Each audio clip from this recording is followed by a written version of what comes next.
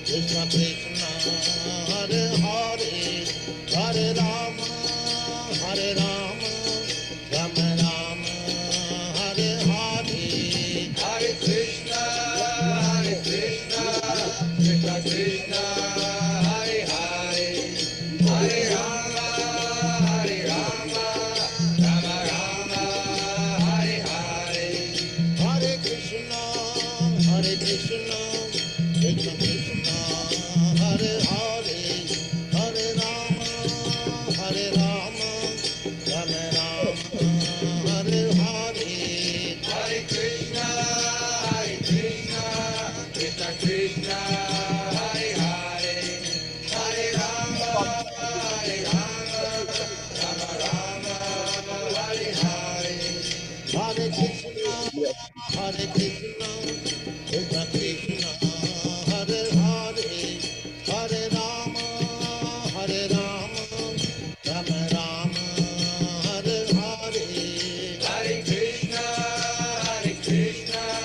Krishna Krishna, Hare Hare, Hare Rama, Hare Rama, Rama Rama, Hare Hare, Hare Krishna, Hare Krishna, Krishna Krishna, Hare Hare, Hare Rama, Hare Rama, Rama Rama, Hare Hare, Hare Krishna, Krishna Krishna, Hare Hare, Hare Rama, Rama Rama, Hare Hare, Hare Krishna, Krishna Krishna, Hare Hare, Hare Rama, Rama Rama, Hare Hare, Hare Krishna, Krishna Krishna, Hare Hare, Hare Rama, Rama Rama, Hare Hare, Hare Krishna, Krishna Krishna, Hare Hare, Hare Rama, Rama Rama, Hare Hare, Hare Krishna, Krishna Krishna, Hare Hare, Hare Rama, Rama Rama, Hare Hare, Hare Krishna, Krishna Krishna, Hare Hare, Hare Rama, Rama Rama, Hare Hare, Hare Krishna, Krishna Krishna, Hare Hare, Hare Rama, Rama Rama, Hare Hare, Hare Krishna, Krishna Krishna, Hare Hare, Hare Rama, Rama Rama, Hare Hare, Hare Krishna, Krishna Krishna, Hare Hare, Hare Rama, Rama Rama, Hare Hare, Hare Krishna, Krishna Krishna, Hare Hare, Hare Rama, Rama Rama, Hare Hare, Hare Krishna, Krishna Krishna, Hare Hare, Hare Rama, Rama Rama, Hare Hare, Hare Krishna, Krishna Krishna, Hare Hare, Hare Rama, Rama Rama, Hare Hare, Hare Krishna, Krishna Krishna, Hare Hare, Hare Rama, Rama Rama, Hare Hare, Hare Krishna, Krishna Krishna, Hare Hare, Hare Rama, Rama Hare Hare, Hare Krishna, Krishna Krishna, Hare Hare, Hare Rama, Rama Rama, Hare Hare, Hare Krishna, Krishna Krishna, Hare Hare, Hare Rama, Rama Rama, Hare Hare, Hare Krishna, Krishna Krishna, Hare Hare, Hare Rama, Rama Rama, Hare Hare, Hare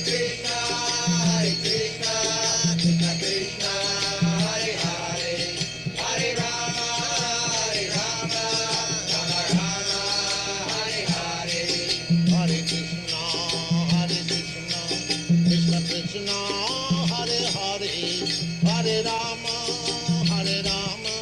Rama Rama, Hare Hare, Hare Krishna,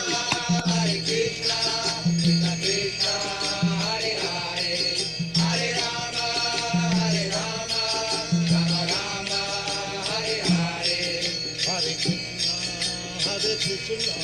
Krishna Krishna, Hare Hare, Hare Rama, Rama Rama, Hare Hare, Hare Krishna, Krishna Krishna, Hare Hare, Hare Rama, Rama Rama, Hare Hare,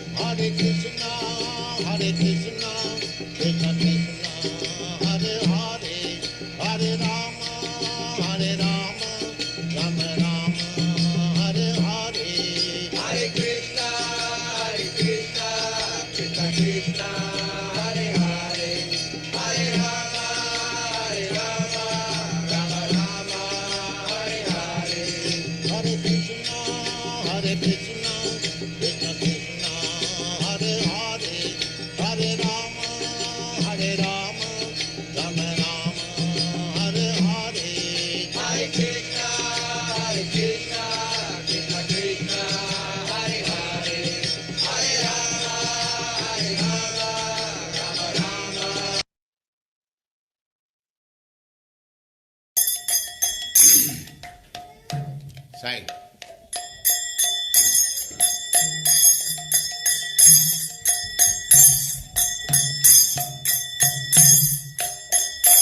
Jaya Radha Madhava Punya Bihari.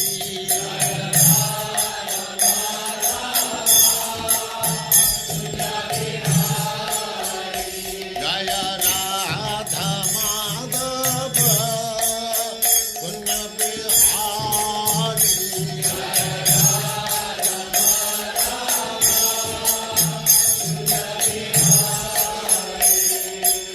Gopi Jana Vallabha Girivaradhari.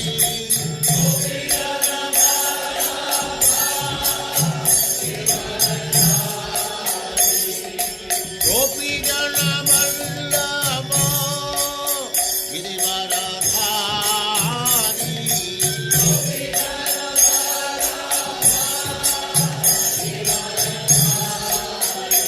Jaya Radha Madhava Punya Bihari.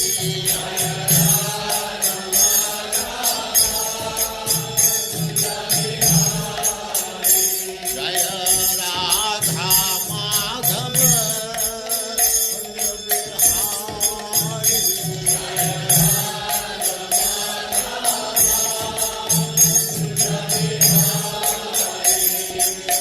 Gopi Jana Vallabha Girivaradhari.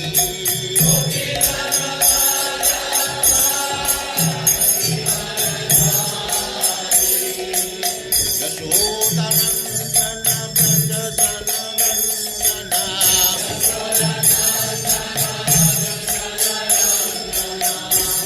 Yashodanandana Brajajanandana.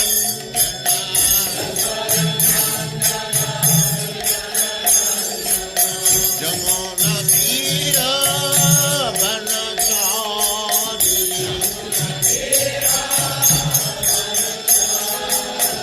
Jamuna Tira Vanachari.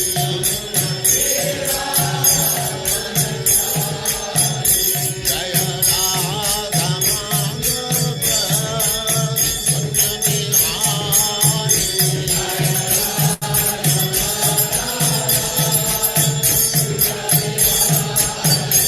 Gopi Jana Vallabha Girivaradhari.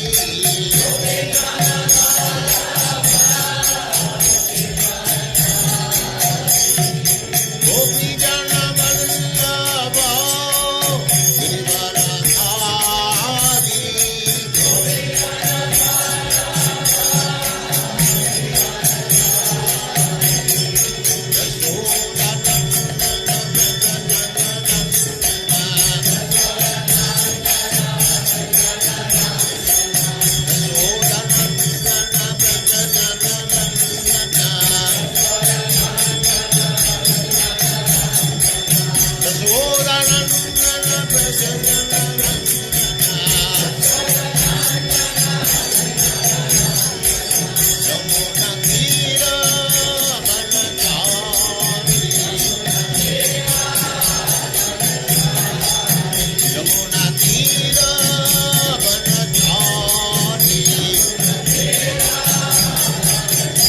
Jaya Radha Madhava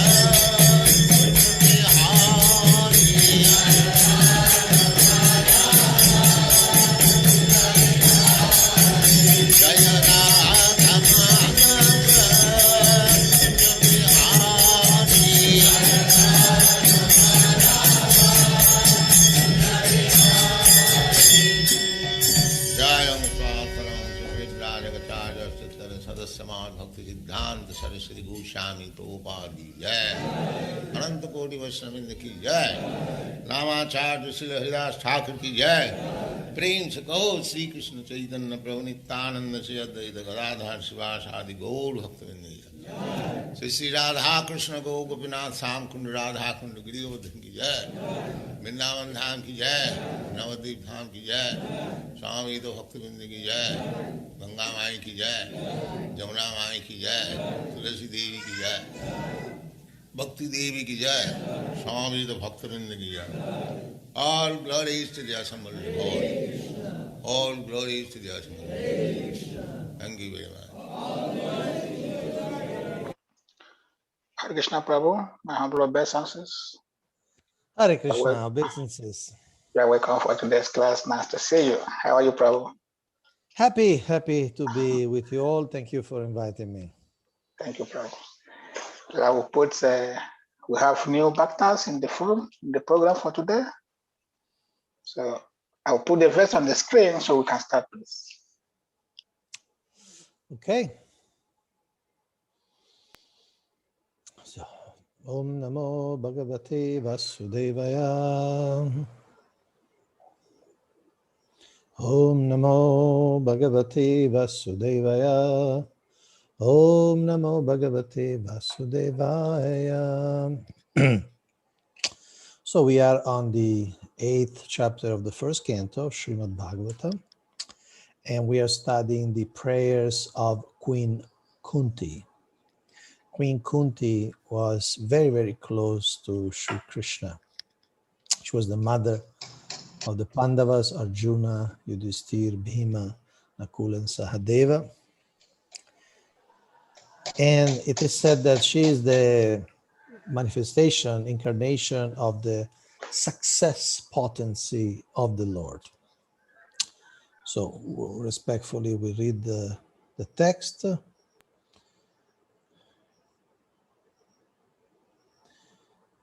Ime jana padhas vridha supakshvausha diviruda vanhadrinhadyudam vanto yedante tava vikshitah.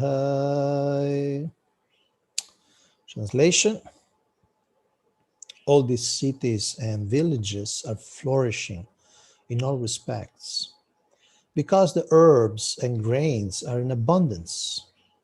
The trees are full of fruits. The rivers are flowing.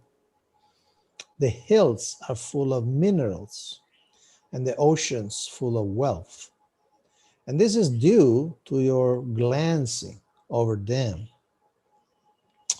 Purport by Srila Prabhupada. This Divine Grace, Bhacharanara Avinda Bhaktivedanta Swami Prabhupada, founder Acharya of the International Society for Krishna Consciousness.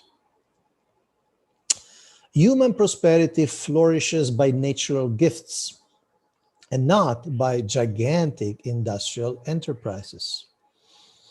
The gigantic industrial enterprises are products of a godless civilization, and they cause the destruction of the noble aims of human life. The more we go on increasing such troublesome industries to squeeze out the vital energy of the human being, the more there will be unrest and dissatisfaction of the people in general, although a few only can live lavishly by exploitation. The natural gifts such as grains and vegetables, fruits, rivers, the hills of jewels and minerals, and the seas full of pearls are supplied by the order of the Supreme. And as he desires, material nature produces them in abundance or restricts them at times. The natural law is that the human being may take advantage of these godly gifts by nature and satisfactorily flourish on them without being captivated by the exploitative motive of lording it over material nature. The more we attempt to exploit material nature according to our whims of enjoyment, the more we shall become entrapped by the reaction of such exploitative attempts. If we have sufficient grains, fruits, vegetables, and herbs, then what is the necessity of running a slaughterhouse and killing poor animals? A man need not kill an animal if he has sufficient grains and vegetables to eat. The flow of river waters fertilizes the fields, and there is more than what we need. Minerals are produced in the hills and the jewels in the ocean. If the human civilization has sufficient grains, minerals, jewels, water, milk, etc., then why should it hanker after terrible industrial enterprises at the cost of the labor of some unfortunate men? But all these natural gifts are dependent on the mercy of the Lord. What we need, therefore, is to be obedient to the laws of the Lord and achieve the perfection of human life by devotional service. The indications by Kunti Devi are just to the point. She desires that God's mercy be bestowed upon them so that natural prosperity be maintained by His grace. Om Jnana-timirandasya Granjana Sarakaya Chakshuramrita Minatasmai Shri Guru Namo.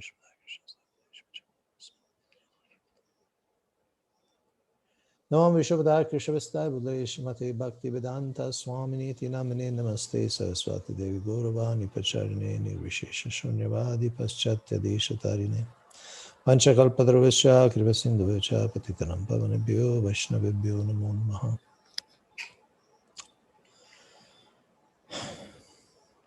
So, what are the needs of human society? I'm not talking about spiritual needs. I'm talking about physical needs. We need 4 things. We need food. We need clothing. We need a place to stay, a house. And then we need some medicines, some herbs, some medicines to cure ourselves when our health is not okay. So if you analyze all these 4, none of them need industries. None of them needs advanced technology.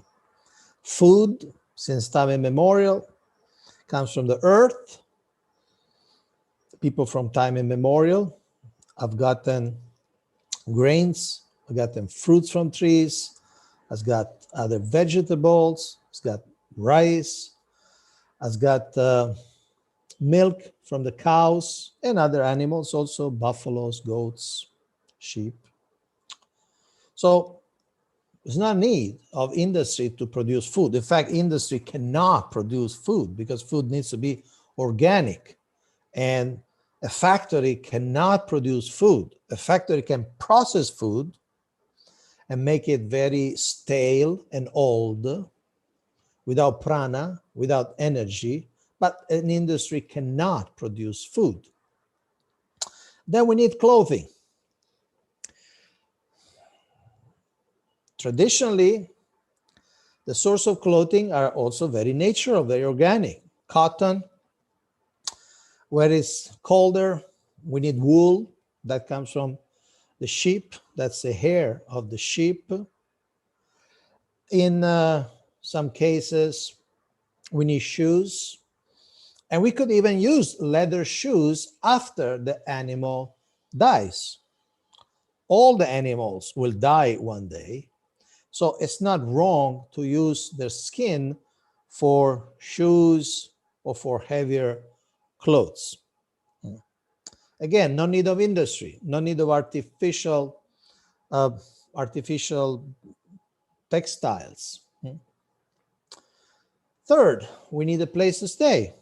Now, building materials can be gotten from nature itself. We can get wood from trees. We can get bricks from earth. Just we can bake the earth and make bricks. And earth is everywhere in the world. Nobody can say, well, I don't have earth to make bricks. Bricks of different types, different consistency. We could have roof tiles for the roofs and so on. We have stones. And even if we want to do something very opulent for some temple of God, a mosque, a church, a temple, we can have marble. That's also nature. You don't have to build marble. It's already there in the earth. So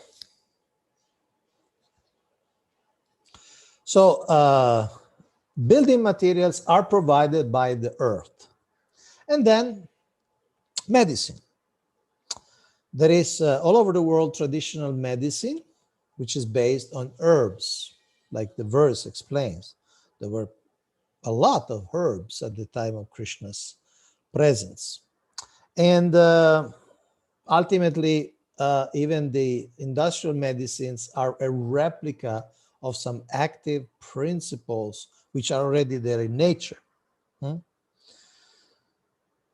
So these are the 4 needs for healthy life. None of them are produced by industry. In fact, there was no industry in human society till 200, 250, maximum 300 years ago. And people were living, were having families, they were working, they were producing, they were trading, and nobody needed these industries. And Srila Prabhupada said there is a very heavy toll on the psyche by working in the industry because it's not natural. Human beings have different nature. There are intellectuals, priests, administrators, traders, producers of wealth and producers of food. Then there are assistants or artisans like carpenters and other people, artisans who create vases and other things with their hands. But to work in a factory, in a repetitive job, in a very artificial atmosphere, making some piece of machine, is very, very degrading. It doesn't really give satisfaction. First of all, it's very temporary because sometimes the factory closes and the workers are fired. There's a competition, another industry, another company may be successful, your company closes. But wealth, depending on the earth, depending on nature, never closes. Now, the most important thing that Kunti Devi says is that these gifts were abundant due to the mercy of the Lord. It was benevolent glance of Lord Krishna that made this opulence, natural production so extraordinary. And people were satisfied in the body and satisfied in the mind.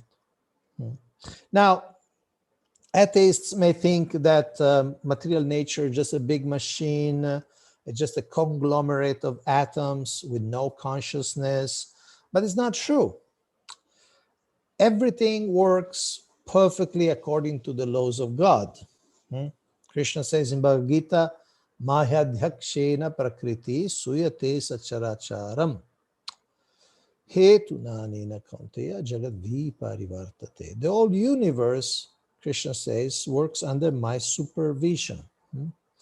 And that's on the macro level, the level of planets, the level of orbits, stars, galaxies, and also the micro level, at the level of atoms, molecules, cells.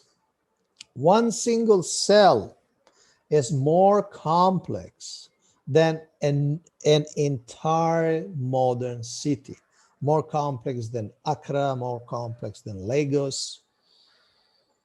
Why? Because there are so many functions. Food comes in, get processes, gets transformed into energy, and so on. So, and human beings didn't even know that cells existed, at least not the modern human beings, till maybe some under 50 years ago.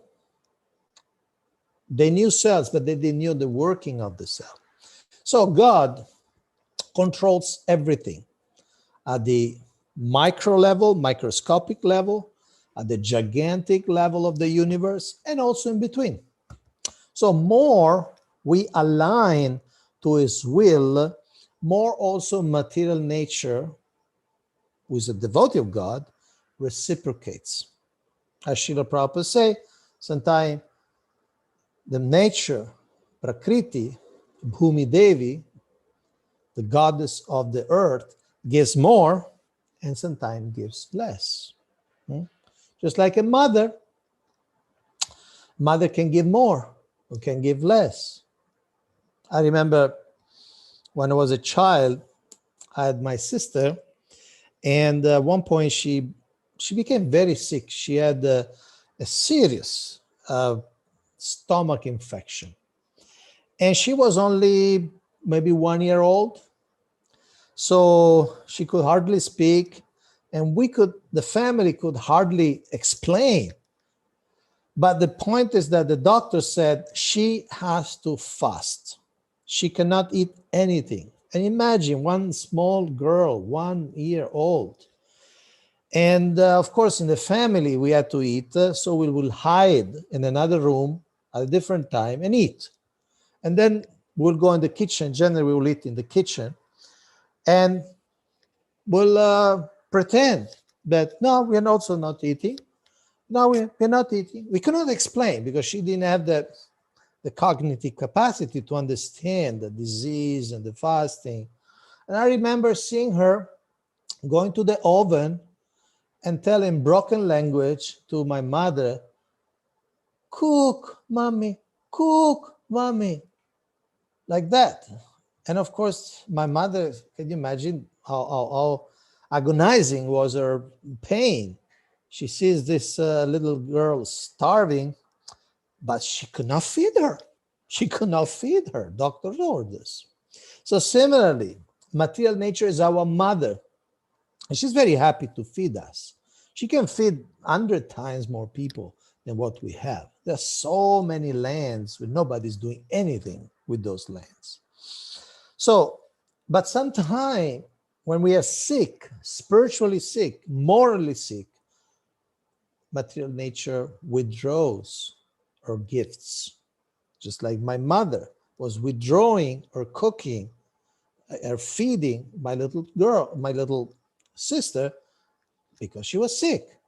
So when the human beings are sick, morally, spiritually, sometimes material nature withdraws its gifts and people experience famine, experience all sorts of trouble.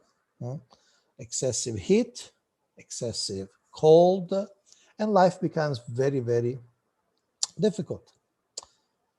But the conclusion of this verse today and this short speech is, if we are obedient to the laws of God, then there is reciprocation from his agents, those who control rain, those who control herbs, those who control the trees, those who control the planets, and so there will be prosperity. So these are a few basic points I wanted to share with you. And now, if you like, we can take some questions. We have Thank you, Prabhu, for your nice class. Our first question is from Adam Nirahana. Please unmute yourself and ask your question. Good to see you, Kusha Prabhu. Long time. A long time no see, Maharaj. Thank you, Hare Krishna. Adam Nirahana, you raise your hand up. Kindly unmute, please. If you're not available, we'll take another person. Maharaj, my question is, in these purports, Kunti is mentioning that the importance of, like you said, wells, natural wells that are on the ground. So my question is, in this Kali Yuga or modern day civilization, people are using industries, flights, scientists. If we don't use these modern facilities, how will life be like? Like now we are used to all these facilities, cell phone, iPad, internet. Now we're using this internet to give this class. It's modern things. It's not like natural things like in the olden days. So can you explain on that, please? Yes, there is technology which is useful and technology which is harmful. I mean, internet doesn't really destroy nature. It's not like a slaughterhouse or a big factory. Okay, so there is some technology which is clean, like say for instance a solar energy or wind energy. It's technologically advanced, but it's not destructive. So anything in this world is subdivided in three categories, as all who are familiar with the philosophy know. There is sattvaguna, rajoguna, tamoguna. There is goodness, virtue. There is passion, greed, which is greed and desire, uncontrollable desire. And then there is ignorance or intoxication, a dreamlike stage, illusion, and so on. So there is a technology which is sattvic or in goodness, and we can certainly use. Like for instance, as you said, we use internet, we use spectacles, which were not available hundreds of years ago. So we are not against technology, but there is good technology and there is bad technology. You say, how can we live? You can see a little pandemic, little or big, but a little pandemic changed immediately the lifestyle of people. You say, we were accustomed to fly, but now people hardly fly anywhere. Like I'm in India right now. India is in lockdown. Again, this is not the first lockdown. I'm in West Bengal. They started at the end of April for the whole May. Then they extended to the 15th of June. And a couple of days ago, they extended to the end of June. So people hardly use cars. Just to go to Calcutta, you need a special permission that you're going either to a doctor, or to the hospital, or to the airport. So people are not using, and you can see many people don't use these things, and life goes on. Life goes on. People just reorganize themselves, do things more locally, and there is really no necessity to burn billions of tons of fuel to fly around when everything you need is there. Srila Prabhupada explains there are many conversations where Srila Prabhupada explains natural life. For instance, he says that one bullock cart, there is some disturbing background noise. I don't know where that comes from. Yeah, it's off. Okay. Stop this. So a bullock cart, a chariot pulled by bulls, and bulls are not as fast as horses.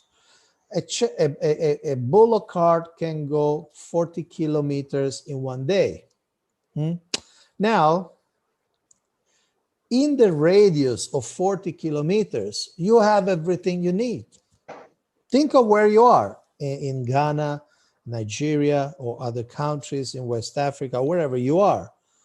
Within a radius of 40 kilometers, you have all the food, all the clothing, all the building materials, and all the herbs you need. You don't need things from 400 kilometers, 4,000 kilometers. You don't need. Yes, maybe we are accustomed. We are accustomed to this.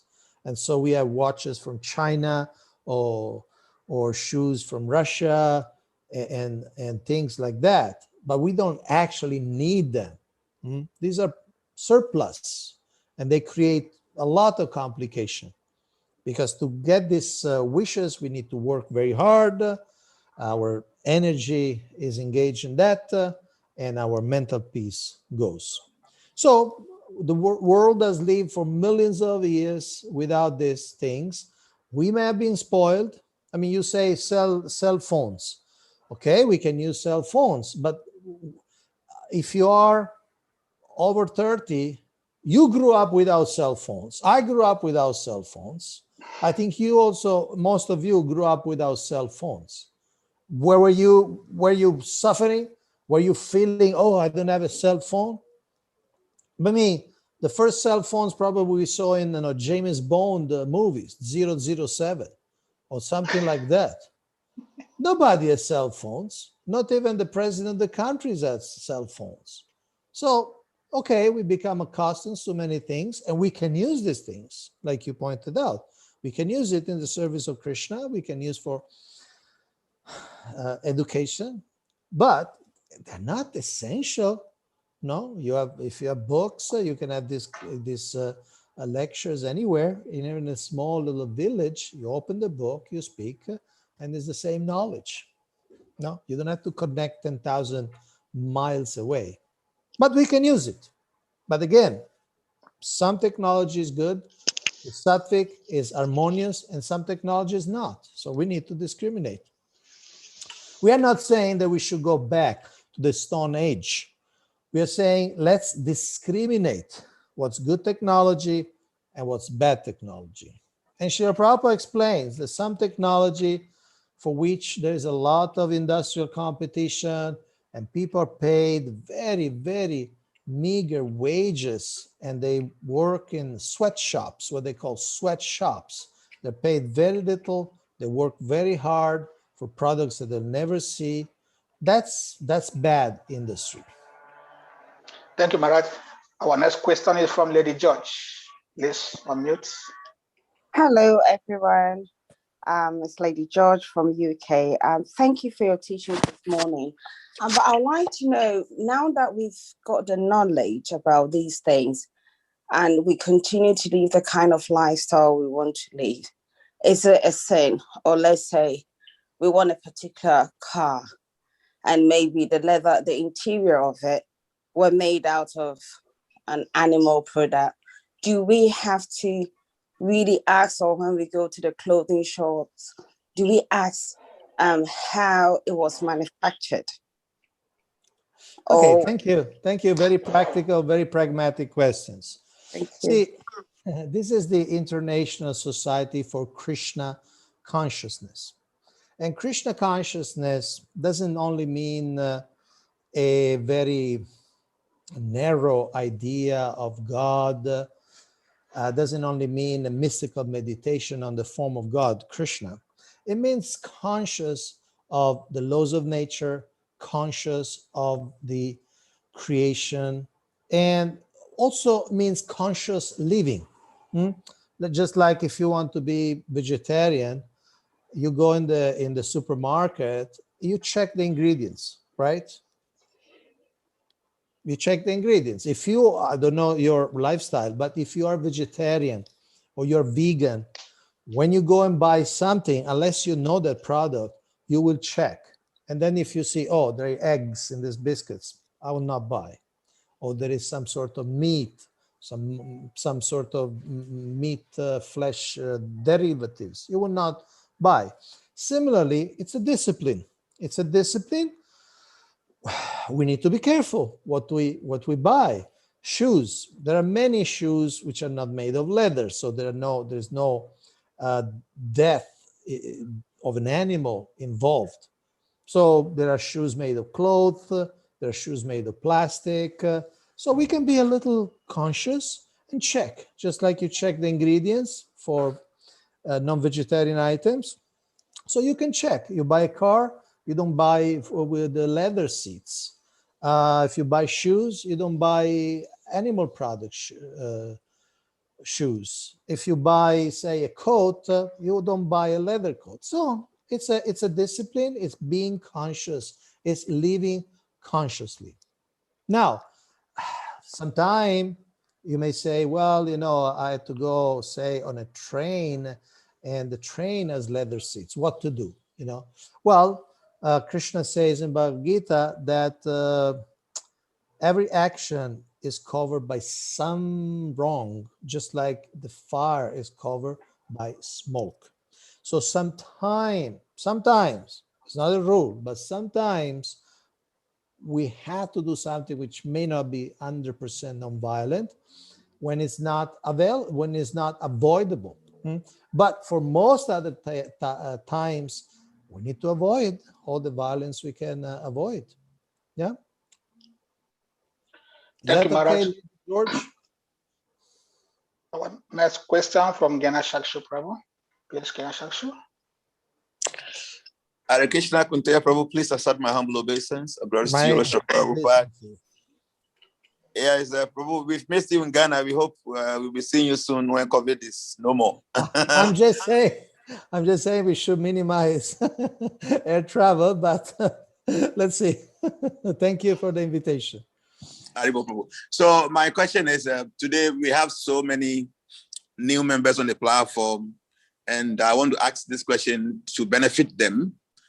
We know the Hare Krishna people almost constantly have their hands in some bag, reciting some prayers that we've come to understand as the Maha Mantra. Prabhu, please, can you throw a little bit of light on the Maha Mantra, its importance, and why is it so good for those people that recite a prayer always?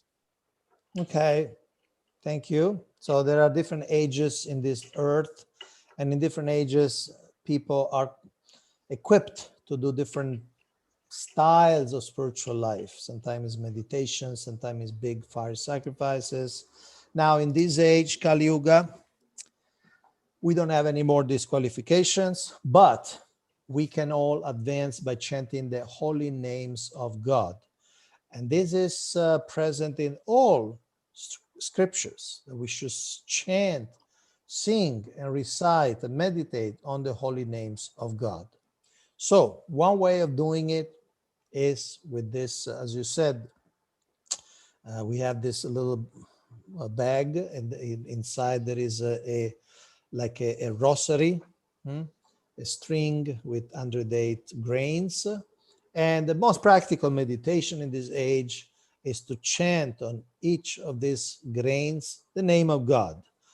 We use this Maha Mantra, Hare Krishna, Krishna Krishna, Hare Hare, Hare Rama, Rama Rama, Hare Hare. These are the most specific, most personal, and most powerful names of God. And they have great power. They have great power to purify our mind, to purify our life, to bring peace to our psyche. And everybody can actually attest to that, can actually testify to that by practicing. So that's what we do. We chant Hare Krishna on these beads. At the same time, of course, we approve and encourage everyone to chant the names of God that they may be more familiar with. But they can also try this Hare Krishna mantra, because there is only one God. And so this is, you could say, the more personal name of God. Krishna means the all attractive, the magnet of attraction for every living entity. Hare is an invocation to the energy, feminine energy, motherly love of the concert of God. And Rama is another name of God, which means the source of all pleasure. We are all looking for pleasure. Sometimes we look in the wrong place. So if we look for pleasure in the holy name, then we'll be satisfied. Thank you, Maharaj. Next question is from Samuel Wright Donko. Please unmute. Hi. Hi. Hi, Prabhu. Hare Krishna. Can you hear me? Yes. Very loud and clear. Hi. My name is Samuel Donko, speaking from United Kingdom. My question is, when we use animal product unknowingly, do we have a reaction for our next life? And how would one know that, because of the reaction I'm going through is because of what I did in my previous life? Oh, yeah. Well, one may not know exactly what action causes a particular reaction. Now, if we use animal products or products coming from violence, see, there is a very major difference. Some animal products, there's nothing wrong. Like, for instance, milk. Milk is an animal product. If the cow is protected, if the cow is treated with respect, then it's actually, the cow is considered a mother. And we can take the milk, just like we take the milk from our mother. That's also, you could say, animal product in one sense, scientifically, biologically. So there's nothing wrong with, say, taking the milk.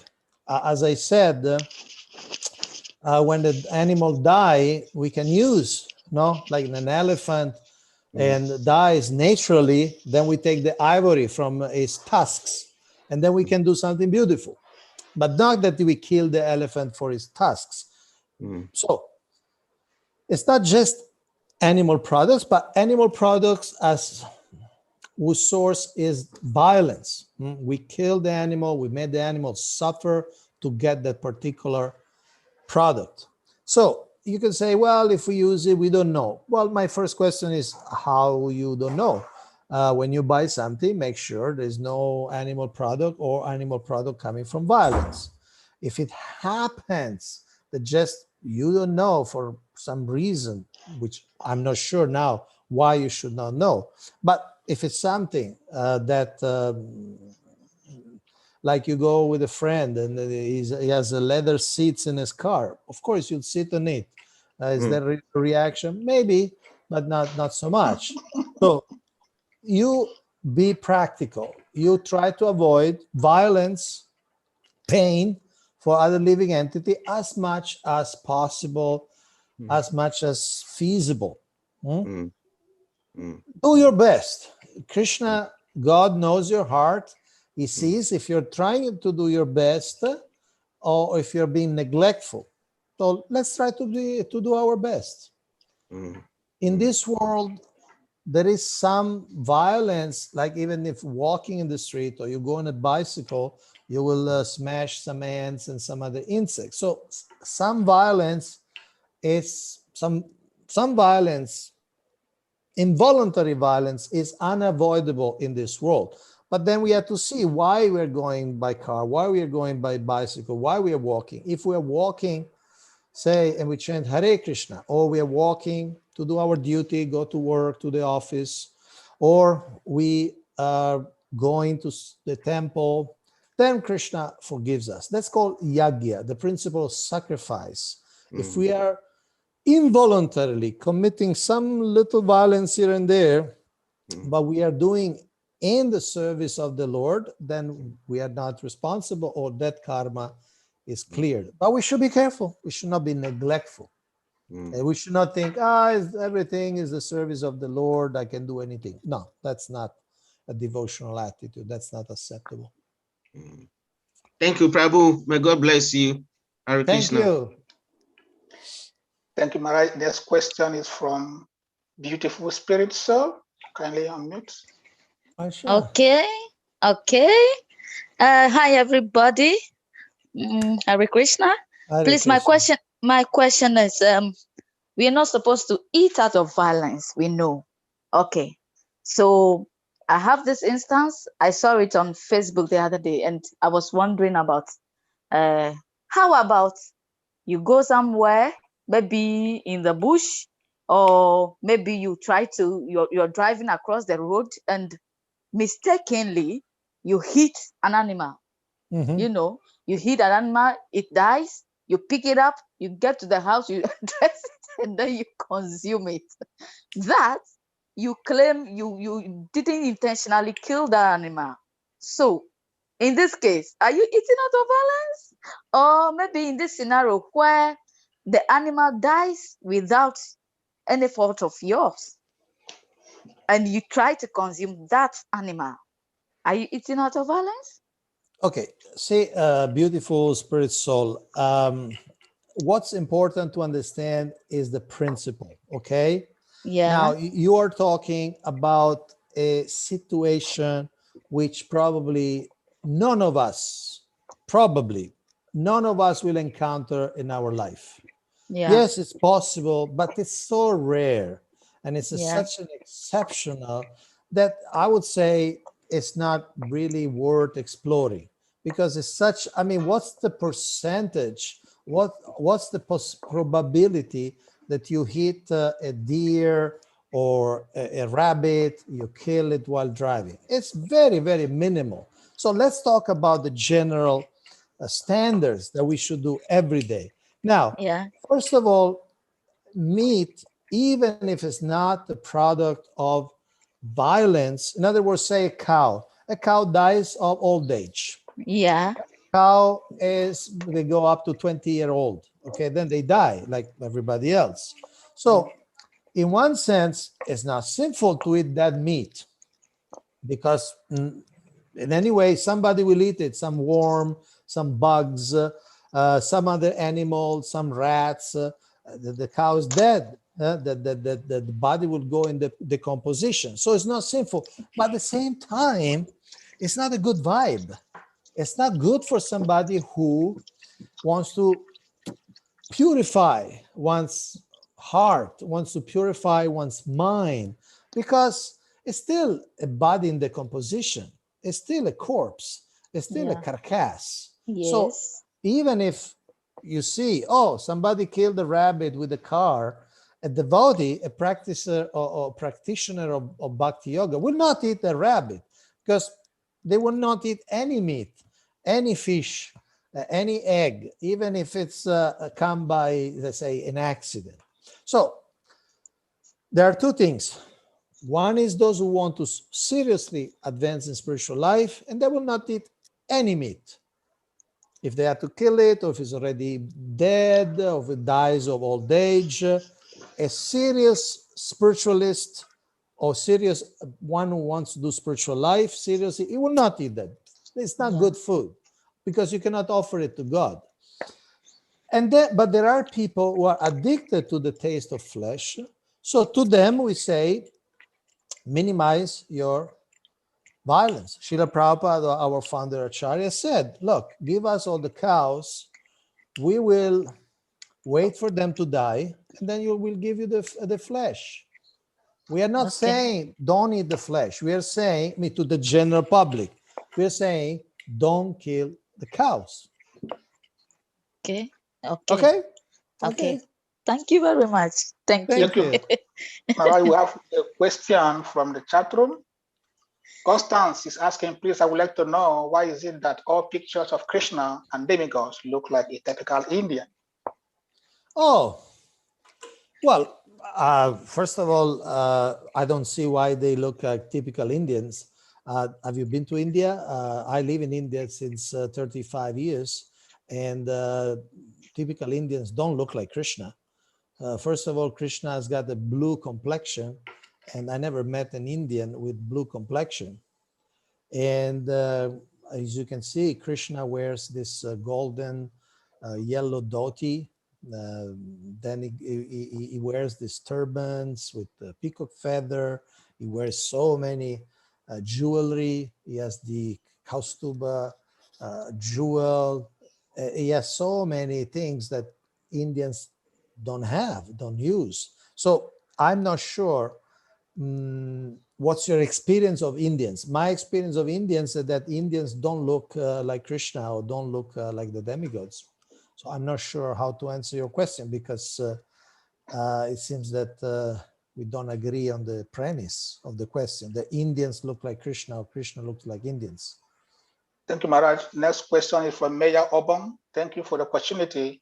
My question is, can one recite the Hare Krishna mantra during every Ekadashi?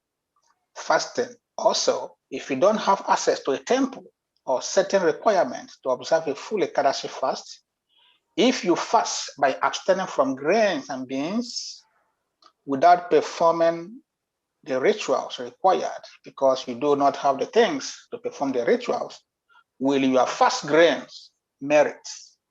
Okay, see, dear Mayor, now, I don't know what are you referring to, frankly, because fasting is the simplest thing. You just don't eat. You don't need any special equipment. You don't need any special structure or building to fast. And yes, the question of you can chant. Yes, you can chant. That's the idea of fasting. It's not just to keep the stomach empty. It's to have some time to do more devotional activity. That's the spirit of fasting. Chant more. That's the idea. Now, I don't know what rituals are you talking about. I don't know what rituals you need to do during Ekadasi. Main thing is you absorb yourself in the scriptures, in the holy name, in devotional service. There's no need of any special rituals. So, frankly, I'm not sure I understand your question, but the answer, yes, you can certainly chant, increase your chanting. You can chant every day. You should chant every day. And in Ekadasi, you can chant more. But you don't need to do any special thing. And fasting is really, it's the easiest thing to do. You just don't eat. You don't cook, you don't eat. Or you don't eat grains. No, so a simpler menu. Thank you, Maharaj. Kingsley is asking, please, can you throw some more light on eggs? Why not to eat eggs? What is the difference between eggs and meat eating? Well, in one sense, there's not much difference because from that egg, the body of the chicken comes. So it's like a phase of the meat that if that egg is fertilized, it will develop into a chicken. So, and a chicken is made of flesh, is made of meat. So that's like just a preliminary stage of meat. Now, or if it's not fertilized, and pardon me for being a little bit graphic, but what's an egg biologically, physiologically? Is the cycle, is the menstruation cycle of a chicken. So it's not very elevated. Somebody wants to purify oneself, develop better brain cells. It will not eat the menstruation of a bird. Okay. Thank you, Maharaj. Our next question is from Vera Prabhu. Prabhu, please unmute. Jai, Hare Krishna, Kaunteya Prabhuji. Hare Krishna, Vara Prabhu. Accept my humble obeisance. All glories to Sri Guru and Gaura. Very, very excited hearing you once again after a long time. Yeah, I came a bit late into the class, and the questions have already started when I came in. So, but I just got some hint that there's been a lot of questions about,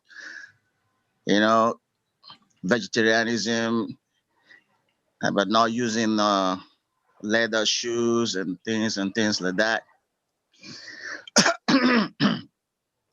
So I came in when you were answering question about the use of technology. So I don't know what was before then. But my concern is that quite often people see us as being extremists. People see the Hare Krishnas as being extremists. And that kind of hinder our preachings. It kind of hamper our preachings. And like I've had some people making comments, some of our senior devotees making comments like, we preach to people, we make people become Krishna conscious. I mean, we give philosophy, good philosophy to people, and then other organizations harvesting our work because we fail to integrate them. We put so many restrictions which make them not to feel comfortable with the lifestyle of Krishna or devotees lifestyle. So in that case, I'm just trying to see to what extent does this help actually somebody become Krishna conscious, whether he wears leather shoes or not, whether he sits on a car that is leather whatever seat. I mean, to what extent does this add to one's Krishna consciousness? One last point I want to make on that before you comment.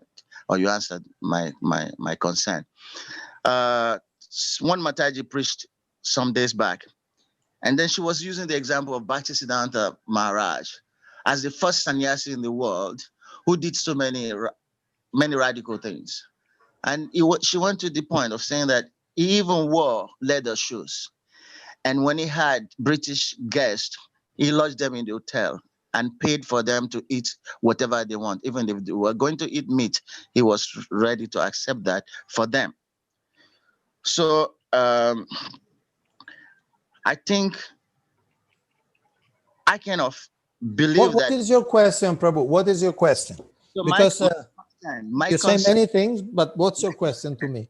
I've just given you my last, the example used by that Mataji, that we had an example of Bhaktisiddhanta Saraswati, a sannyasi who did this. And why is it that today we are trying to make it look to others that you cannot practice Krishna consciousness, or you are not practicing well unless and until you do like this? Don't you think that is going to affect more of our operation? Why don't we let people just come and do what they are able to, and gradually, as they get purified, they themselves will eliminate what is not necessary in their life? That's my point. But who is saying something different? I agree 100%. People should come, whatever level they are, and they may even be cannibals. Okay? People can come to Krishna consciousness from whatever level they are, and then gradually, as they purify themselves, they will purify their lifestyle. I agree 100%. But when somebody asks me how to advance, I have to be honest. I cannot hide the truth. If we eat food that comes from violence, or if we use indiscriminately items like clothing and shoes and things which come also from violence, there are some reaction. So as a teacher, that's my duty, that's my dharma, to tell the truth. Now, this is not the first thing we say. It's not the first thing we say in the street. Oh, stop leather shoes, stop leather jackets and things like that. But if someone, like today, someone who is serious in advancing in spiritual life wants to know, that's my answer. Krishna consciousness includes being conscious how our acts, even our daily acts, affect our consciousness. So more we purify ourselves, more we become allergic to violence. Now, I agree 100% with you. People can come from any level and they can take their time. We don't stop people from coming, say, to the temple, even if they are non-vegetarian, even if they are just eaten an animal, they can come into the temple. We don't stop people from reading our books. We distribute freely the books, even to butchers. So there is no such a thing that people cannot start the journey of Krishna consciousness without following all the rules. But if somebody's in the journey and wants to know more how to purify their life, that's our duty to tell them, this is good, this is less good. But I agree, people, it's a gradual process. People should be encouraged from whatever level they are. Thank you very much. Hare Krishna. And I believe the next will be possibly the last question, because I have a very hard stop at 4:30. 4:30 India time. So we have a lot of questions for you, Maharaj. I told the organizers that I will have only 1 hour, so maybe we can fit another question. You are in a raw platform, Maharaj. Okay, we take one more. George Omega is right on the chat room. Hare Krishna Prabhu, thank you for your wonderful lecture. Can we say that industrialization is entirely against nature? Or if it serves Krishna, that is okay? For instance, we are using tractor to plug our lands today, which reduce human labor, leading to unemployment. So can we say the use of tractor in Krishna is a challenge, or it's okay? Okay, say you have land, say you have farms, like you have some in West Africa. You want to till the land. The ideal, I'm talking ideal, I'm not saying this is the only rule, this is the only standard. Ideal, again, should be organic. You should have bulls, you should train those bulls to work the land and so on. So you don't have to depend on a tractor. You don't have to depend on repairing the tractor. You don't have to depend on the fuel for the tractor. These bulls will also have children, and then you can have bulls for forever. Okay, that's how the law of God works. Okay, now maybe you don't have bulls, or your bulls are not trained, or you don't know how to work with the bulls. So okay, you have land, work with a tractor. So you need to see what's practical. We don't want to be fanatical. Fanatical means losing the sight of the goal. We want to engage everything in Krishna service. I repeat, in an ideal situation, you'll have bulls, you'll have cows, you train the bulls to work the land. So you don't cause unemployment, you protect the bulls, you engage the bulls. They also do spiritual advancement. But maybe you don't have it, so maybe that's the best you can do. Use a tractor. If that's the best you can do, use a tractor. And Krishna will accept and will appreciate. So thank you, Maharaj, for a wonderful class. I would love to say more, but I have another devotional service. Please, we ask all devotees to kindly unmute yourselves and let's chant Hare Krishna for Prabhu for coming. Hare Krishna, Hare Krishna, Hare Krishna, Krishna, Hare Hare, Hare Krishna, Hare Rama, Rama, Rama, Rama, Rama, Hare Rama, Hare Krishna. Thank you so much. Hare Krishna.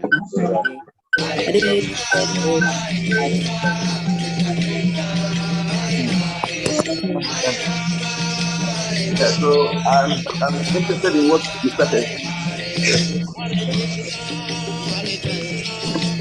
Yeah, more.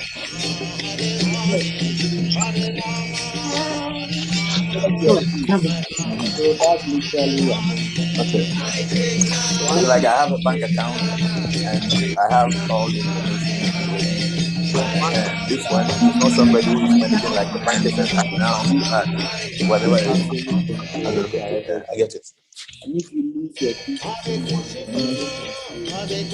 Okay, oh yes.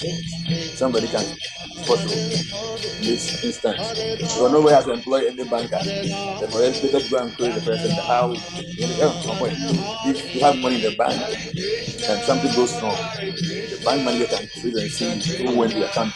But this was not like that. It's gone. Yes. Then all the hackers are doing recently, they had into some accounts in the US.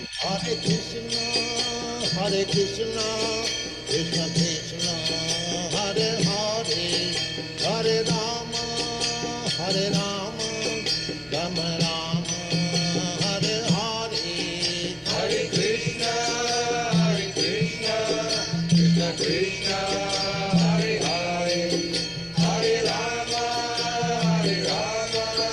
Rama Rama, Hare Hare, Hare Krishna,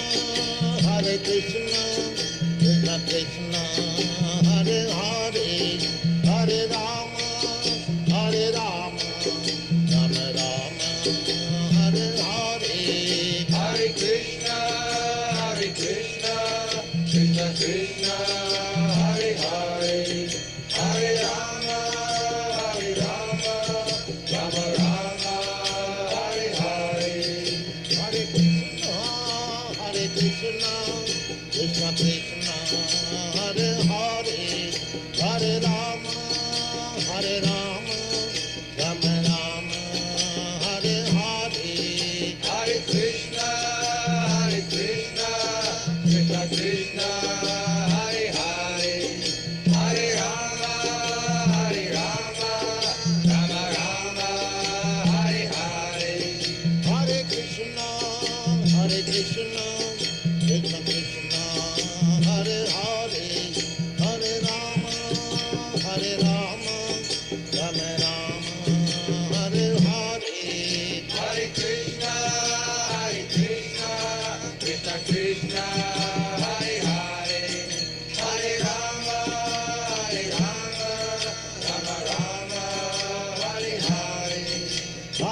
Krishna, Hare Krishna, Krishna